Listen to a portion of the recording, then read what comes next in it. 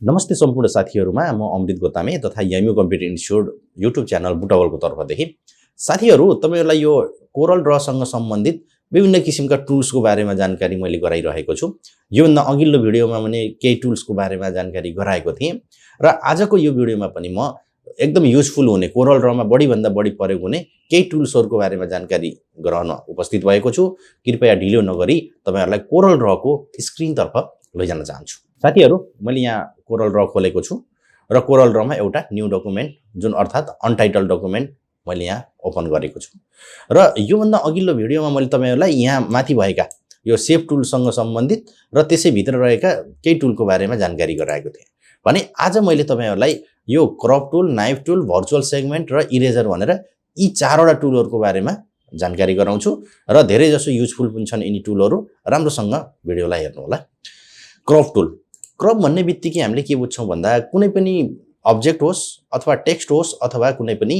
यो इमेज अर्थात बिटम्यापहरु होस् त्यसको अनावश्यक भाग काटेर फाल्दिने भनेर हामीले बुझ्छौं क्रप भनेको हैन। जस्तो कि मानौ मैले यहाँ गएर के गरे भन्दा एउटा मैले यो कोरल ड्र भनेर मैले यहाँ टाइप गरे हैन। यो कोरल ड्र भनेर टाइप गरे। अब मलाई यसको केही भाग चाहिएन, केही भाग चाहिँ मलाई चाहियो हैन।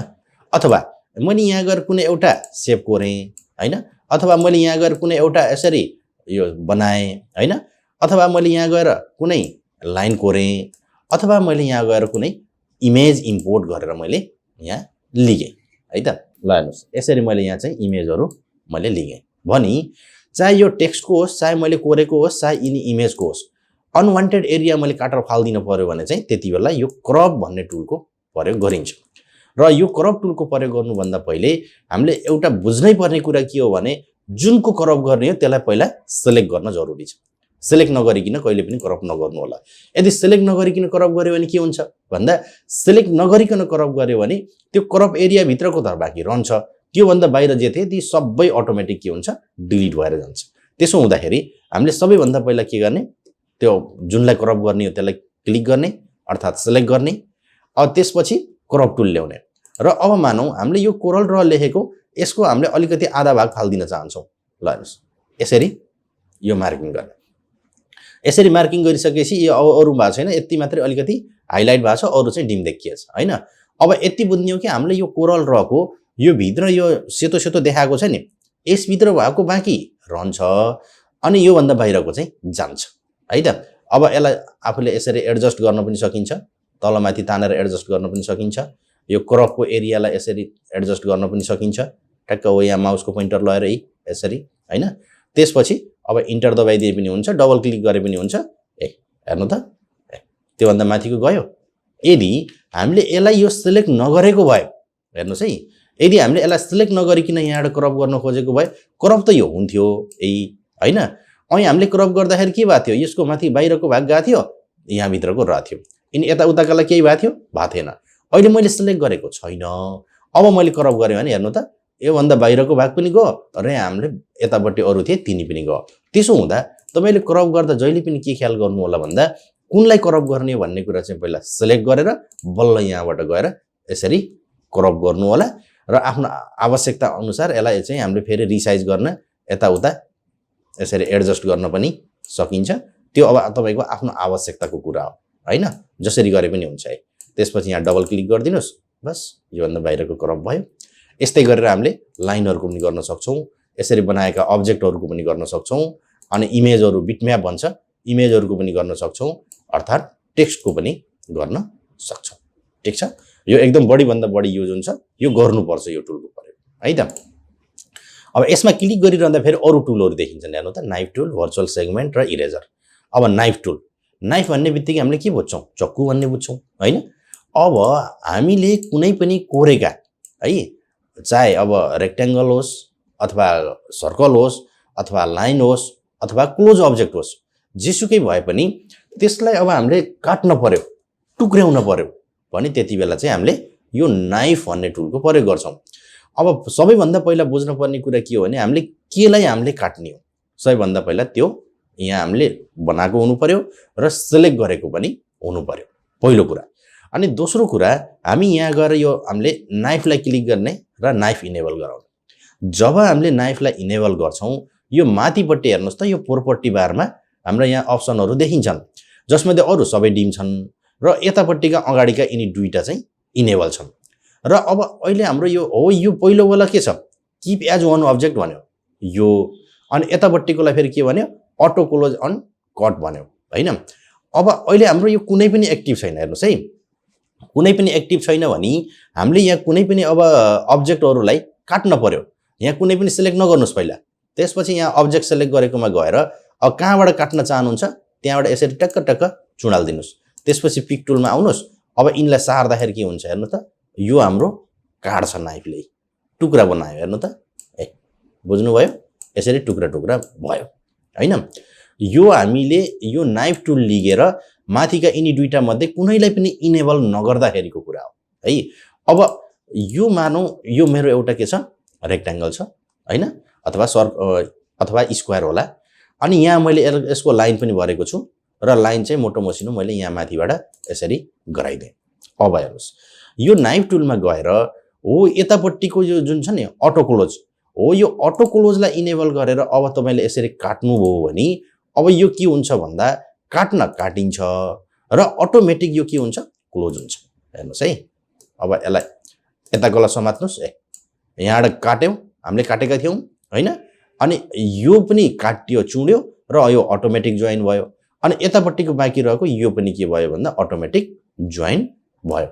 यसलाई चाहिँ हामी के भन्छौं त भन्दाखेरि अटो क्लोज भन्छौं काट्ने र अटोमेटिक क्लोज पनि हुने यसलाई इनेबल गर्दाखेरि त्यस्तो हुन्छ अब यसलाई इनेबल नगर्दा के हुन्छ त भन्दा काट्न काटिन्छ है काटियो तर अटोमेटिक जोइन भएन है अब यसलाई तान्नुस् है यसरी टुक्रा निस्क्यो भनी अब अर्को छ नि अनि अर्को जुन छ नि यो अघिल्लो वाला हो यो यसले फेरि के गर्छ भन्दा कीप एज वन अब्जेक्ट यसलाई इनेबल गरेर गर्नु भने काट्न पनि काट्छ ए अब मैले यसलाई काट्छु ल हेर्नुस् यहाँबाट मैले चुडाले है जहाँ जहाँबाट चुडाल्न छ चुडाल्छु है काटिएको पनि छ तर अब यसलाई सार्दाखेरि यो अलग अलग चाहिँ हुँदैन है सँगसँगै हुन्छ के काट्न काटिन्छ अनि त्यसपछि त्यो सँगसँगै त्यही नै रहिरहेको हुन्छ के अब यसलाई छुटाउन पर्यो भने अब हामीले अलिकति हार्डवर्क गर्नुपर्छ त्यसको लागि फेरि यहाँ शेपमा गएर त्यसपछि यसलाई समातेर यसरी तानेर अनि त्यसपछि आएर यसलाई चाहिँ यसरी डिलिट गर्नुपर्छ त्यसो हुँदा सकेसम्म यस्तो गर्नुपर्ने त अब हामीलाई त एकदम झन्झटिलो भयो नि त यसरी सेलेक्ट गरेर यसलाई डिलिट गर्न थाल्नु पर्यो हैन अब हामीले यस्तो लफडा किन गर्नु त्यसो हुँदा काट्ने बेलामा पहिले नै हामीले यसलाई इनेबल नगरिकिन काटियो भने त यसरी काट्दै गइयो भने त के हुने भयो अटोमेटिकली चुडाल दिने भयो यो छुट्टै निकाल्यो यसलाई छुट्टै निकाल्यो यसलाई छुट्टै निकाल्यो भनेपछि त फेरि हामीले सेभ टुल लिएर यसलाई चलाउने यता उता सार्ने डिलिट गर्ने गरिरहनु परेन नि हो त्यसो हुँदा यो नाइफ टुल लिएर यो आवश्यकता अनुसार तपाईले कि त यिनी दुईटा कुनैलाई पनि सिलेक्ट नगरिकिन गर्नुस् कि त तपाईले चाहिँ यो हो यसलाई अटो क्लोज यदि आफै क्लोज हुने बनाउन चाहनुहुन्छ भने यो अटो क्लोज वालालाई इनेबल गरेर कट गर्नुस् त्यसपछि काटिन्छ र अटोमेटिक आफै त्यो जोइन पनि हुन्छ भन्ने कुरा है ल प्र्याक्टिस राम्रोसँग गर्नु होला एकैचोटी नबुझ्न सक्नुहुन्छ भिडियोलाई चाहिँ पौज गर्दै अथवा आफूले प्र्याक्टिस गर्दै गर्नुभयो भने अवश्य पनि सिक्नुहुन्छ त्यसपछि अब अर्को छ भर्चुअल सेगमेन्ट यो भर्चुअल सेगमेन्ट पनि एकदम राम्रो युज हुने टुल हो जस्तो मानौ मैले यहाँ गएर के गरे भन्दा एउटा सर्कल बनाए यसरी अर्को सर्कल बनाए अथवा यहाँ गएर मैले कतै यहाँ रेक्टेंगल यसरी बनाए अथवा यहाँ गएर मैले कुनै लाइनहरु पनि यसरी लिएर राखिदिए है राम्रोसँग हेर्नुस् अब यहाँ यिनी हाम्रा कोरेका यिनी अब्जेक्टहरुमा यो सर्कल छुट्टै हो हैन यो सर्कल छुट्टै हो यो रेक्टेंगल छुट्टै हो र यो लाइन छुट्टै हो हाम्रो चारवटा अब्जेक्टहरु छन् हैन अब हो यो सर्कल हेर्नु त यो सर्कल यसरी गएको छ यहाँ आएर क्रस भएको छ फेरि यहाँ गएको छ यहाँ आएर क्रस भएको छ फेरि यहाँ गएको छ यहाँ आएर क्रस भएको छ त्यस्तै यो सर्कलको कुरा गर्ने हो भने सर र यहाँबाट गयो यहाँ क्रस भयो अनि यहाँ आयो यहाँ क्रस भयो यहाँ क्रस भयो यहाँ क्रस भयो यहाँ क्रस भयो यहाँ क्रस धेरै ठाउँमा क्रस हुँदै गएको छ भनी अब यो हाम्रो यो भर्चुअल सेगमेन्ट भनेको छ नि यसले के गर्छ भन्दा कुनै एक ठाउँबाट क्रस भएर अर्को ठाउँसम्म क्रस भएको छ नि त्यो एरियालाई चाहिँ उसले डिलिट गर्ने काम गर्छ यो एकदम बढी भन्दा बढी युज गर्न सकिन्छ इलस्ट्रेसनको कामहरु गर्दा नयाँ नयाँ शेपहरु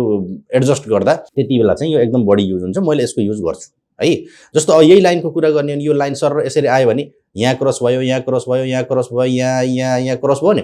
एउटा क्रस भएको पोइन्ट देखि अर्को क्रस भएको पोइन्ट सम्मको बीचको एरिया डिलिट गर्दिनु पर्यो भने यो भर्चुअल सेगमेन्टको प्रयोग हुन्छ ल हेर्नुस् अब यो छ नि अब मैले यहाँ भर्चुअल सेगमेन्ट लिएर यसलाई यसरी चरत्त छुवाइदिन्छु हेर्नु त यो क्रस भएदेखि यहाँसम्मको डिलिट भयो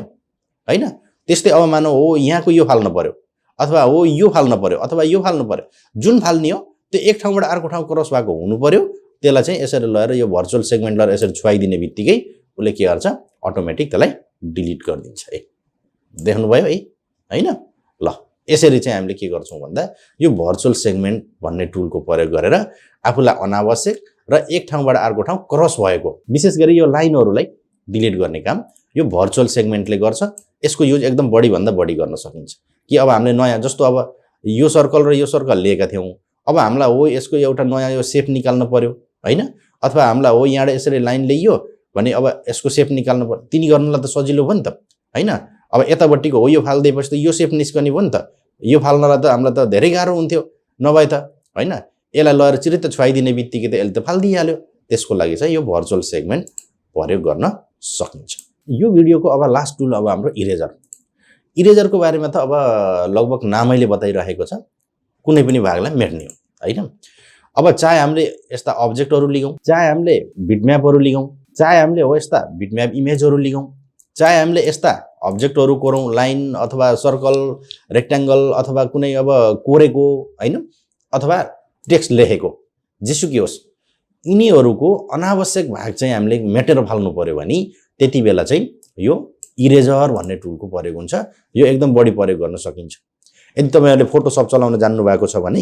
फोटोशपमा त्यो इरेजर टुल भन्ने थियो नि हो त्यही इरेजरले गर्ने काम ठ्याक्कै यसले पनि गर्छ है त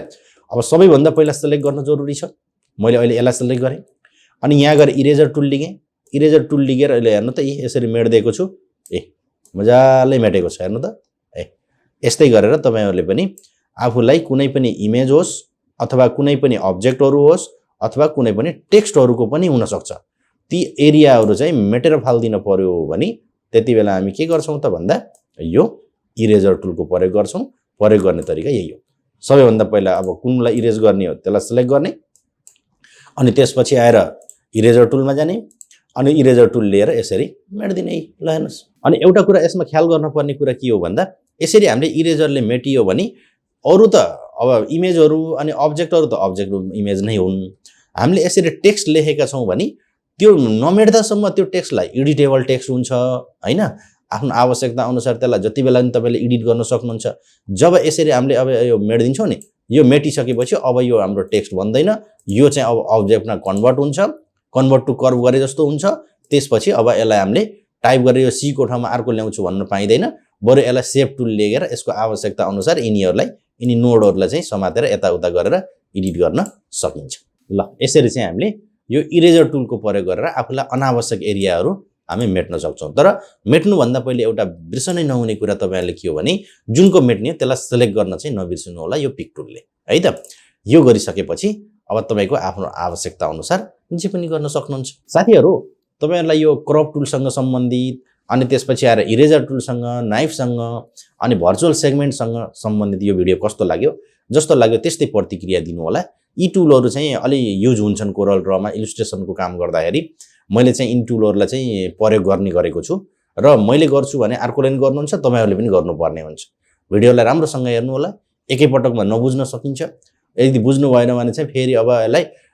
मैले भने अनुसार गर्दै पौज गर्दै हेर्दै गर्दै पौज गर्दै गर्नु होला त्यो गरेपछि अवश्य नै काम हुन्छ यदि त्यति गर्दा पनि तपाईहरुलाई भएन समस्या भयो भने कमेन्ट गर्नु होला मैले कमेन्टको रिप्लाई अवश्य पनि दिनेछु ढिले चाँडो यदि त्यसरी गर्दा तपाईहरुलाई गाह्रो हुन्छ भने मैले तल WhatsApp नम्बरहरु पनि छोडेको छु त्यो WhatsApp नम्बरमा चाहिँ मेसेज गर्नुभयो भने पनि मैले तपाईहरुलाई मेरो साइडबाट गर्न सक्ने सहयोग चाहिँ अवश्य नै गर्नेछु भन्दै तपाईहरुसँग एउटा रिक्वेस्ट गर्न चाहन्छु कि तपाईहरु अब मेरो यो युएमयू कम्प्युटर इन्स्टिट्युट युट्युब च्यानलमा पहिलो पटक आउनु भएको छ अथवा यो भन्दा पहिला पनि आउँदै भिडियो हेर्दै गर्नु भएको छ र च्यानललाई सब्स्क्राइब गर्नु भएको छैन भने च्यानललाई सब्स्क्राइब क्लिक गरेर नजिकै रहेको बेल आइकनलाई क्लिक गरी अल भन्ने अप्सनलाई क्लिक गर्नु होला ताकि मैले राख्ने नयाँ भिडियोहरु अटोमेटिक तपाईहरुलाई आउनेछ भन्दै बिदा हुन चाहन्छु धन्यवाद नमस्कार